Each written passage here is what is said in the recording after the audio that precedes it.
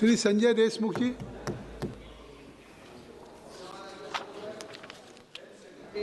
National security cess bill माईक 2025च्या या महत्त्वपूर्ण बिलावरती बोलण्याची संधी दिल्याबद्दल अध्यक्ष महोदय मी आपले धन्यवाद मानतो।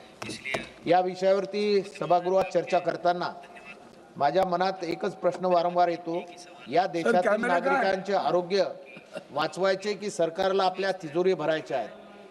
कारण या बिलात जे काही आहे त्यातून नागरिकांच्या आरोग्याबद्दल सरकारला खरंच चिंता आहे असं कुठंच दिसत नाही।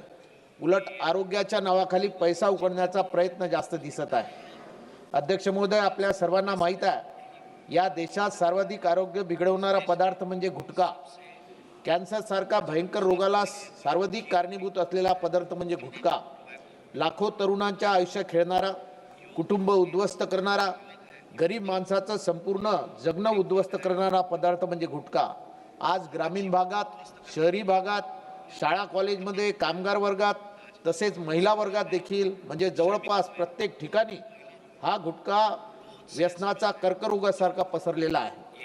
लोक आजारी पडत आहेत, त्यांच्या उपचारासाठी कोट्यावधी रुपये खर्च होत आहेत। सरकारचा आरोग्य यंत्रणेवर मोठा भार येत आहे। हजारो कुटुंबाचा संसार उद्ध्वस्त होत आहे, तरी हे वास्तव सरकारला कळत नाही आहे। मी अध्यक्ष महोदय, मी ज्या भागाचं नेतृत्व करतो त्या यवतमाळ, वाशिमसह संपूर्ण विदर्भ भागात एक विषारी आणि प्राणघातक पदार्थ अत्यंत मोठ्या प्रमाणात वापरला जातो, तो म्हणजे नागपुरी खर्रा। या भागात नागपुरी खर्रा इतका प्रसिद्ध आहे की प्रत्येक 10 लोकांपैकी 4 लोक हा पान मसाला नियमितपणे सेवन करतात। ही अत्यंत गंभीर बाब आहे। सर्वाधिक वेदना देणारी गोष्ट म्हणजे या व्यसनापासून कोणताही वयोगट वाचलेला नाही। लहान मुलापासून ते ज्येष्ठ नागरिकापर्यंत, महिलापासून ते तरुणापर्यंत जवळपास सर्वच वयोगटातील लोक याचा शौक बाळगतात। हा शौक नसून हे व्यसन आहे आणि हे व्यसन नव्हे तर विष आहे। या नागपुरी खर्रा आणि विविध पान मसाल्यामुळे माझ्या विदर्भात कॅन्सरचे प्रमाण एवढ्या वेगाने वाढत आहे की आज विदर्भ या देशातील तोंडाच्या कॅन्सरचा सर्वात मोठा हॉटस्पॉट बनला आहे। यवतमाळ, वाशिममध्ये लहान मुलांना देखील तोंडाचा कॅन्सर झाल्याचे अनेक भीषण उदाहरणे माझ्या समोर आलेली आहेत। निरागस मुलांच्या तोंडात हे विषरूपी पदार्थ जातात आणि काही वर्षांनी त्यांच्या आयुष्यात सर्वात भयंकर रोग होतो। एका आईने आपल्या लहान मुलाला अशा अवस्थेत पाहणे किती भयानक असते हे शब्दात सांगता येणार नाही, पण हे वास्तव आमच्या विदर्भात रोज घडत आहे। अध्यक्ष महोदय, या पान मसाला आणि खर्रा व्यसनामुळे आर्थिक नुकसान वेगळेच मोठे आहे। माझ्या मतदारसंघात सरासरी एक व्यक्ती दिवसाला 100 ते 150 रुपये या विषारी खर्ऱ्यासाठी खर्च करतो। गरीब कुटुंबातील पुरुष, महिलाही रोजच्या मजुरीतून मिळणारा मोठा हिस्सा या घातक पदार्थावर खर्च करतात। घरात मुलांच्या शिक्षणासाठी पैसे नसतात, औषधासाठी पैसे नसतात, पण दिवसाला 150 रुपये या व्यसनावर जातात। हे केवळ आरोग्याचे नुकसान नाही, संपूर्ण घराच्या अर्थव्यवस्थेचे, संपूर्ण समाजाच्या उन्नतीचे नुकसान आहे। अध्यक्ष महोदय, ज्या सरकारला खरोखरच हेल्थ सिक्युरिटी द्यायची असती तर सर्वप्रथम गुटखा देशभरात कायमस्वरूपी बंद केला असता। एवढं सोपं वास्तव सर्वांना दिसतं, पण सरकार मात्र या दिशेने पाऊल उचलायला तयार नाही। कारण गुटखा बंद झाला तर लोकांचे आरोग्य सुधरेल, पण सरकारला मिळणारा महसूल कमी होईल। म्हणून सरकारला गुटखा उद्योग बंद करायचा नाही, उलट त्याच्यावर उद्योगावर कर लावून पैसा उकळवायचा आहे। अध्यक्ष महोदय, आज या बिलाद्वारे सरकार सांगतं की आपण पान मसाला, गुटखा इत्यादीवर सेस लावणार आणि तो पैसा आरोग्यासाठी व राष्ट्रीय सुरक्षेसाठी वापरणार, पण नागरिकांच्या आजारी करणारा गुटखा पूर्णपणे बंद करण्याची हिंमत सरकार का दाखवत नाही? म्हणजे एकीकडे नागरिकांना आजारी होऊ द्या, त्यांचा जीव धोक्यात येऊ द्या आणि दुसरीकडे त्यांच्या आजारातूनच पैसा कमवत राहा, हे कोणते शासन चालले आहे?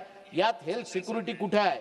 अध्यक्ष महोदय, आपल्याला माहित आहे या देशात किती तरुणांना तोंडाचा कॅन्सर झाला, किती लोकांची शस्त्रक्रिया झाली, किती लोकांच्या घरात कमावणारा माणूस नाहीसा झाला। त्या प्रत्येक गोष्टीची जबाबदारी या गुटखा उद्योगावर आणि चालू ठेवणाऱ्या सरकारच्या धोरणावर आहे। जर सरकारने धाडस दाखवून गुटखा बंद केला असता तर आज लाखो कुटुंब सुखाने जगली असती, लाखो नागरिकांच्या आजारातून मुक्ती मिळाली असती। पण आजच्या या सरकारला नागरिकांच्या आयुष्यापेक्षा जास्त महत्त्व कर गोळा करण्याकडे आहे, हे स्पष्ट दिसत आहे। अध्यक्ष महोदय, या बिलाद्वारे कर वाढवून सरकार गुटखा उत्पादनाला आणखीन वैधतेचे कवच देते असं दिसत आहे. कर लावा, महसूल मिळवा, पण गुटखा उत्पादन मात्र सुरू ठेवा. हे सरकार नागरिकांच्या आरोग्याशी केलेले सर्वात मोठं धोरणात्मक पाप आहे. आरोग्याच्या नावावर उद्योगांना चालू ठेवून फक्त कर वसूल करणे म्हणजे नागरिकांच्या आयुष्याची थट्टा आहे.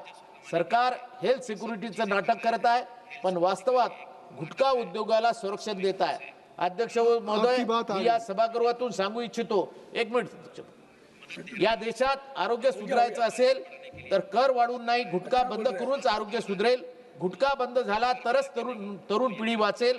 गुटखा बंद झाला तरच देशातील कॅन्सरग्रस्ताची संख्या कमी होईल. गुटखा बंद झाला तरच आरोग्य व्यवस्थेतील भार कमी होईल आणि गुटखा बंद झाला तरच नागरिकांची खऱ्या अर्थाने हेल्थ सिक्युरिटी मिळेल. म्हणून या आरोग्याच्या नावावर कर लावण्याचा हा धोका थांबवला पाहिजे.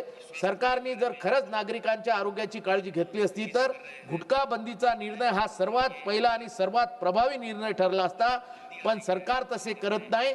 त्यामुळे मला असे सांगावे लागते की हे बिल आरोग्यासाठी नाही तर महसुलासाठी आहे आणि नागरिकांचे आरोग्य वाचवायचे असेल तर या देशातून पूर्णपणे गुटखा बंदी झाली पाहिजे. अध्यक्ष महोदय, धन्यवाद. धन्यवाद. Shrimati Supriya Sule. Sir, thank you very much.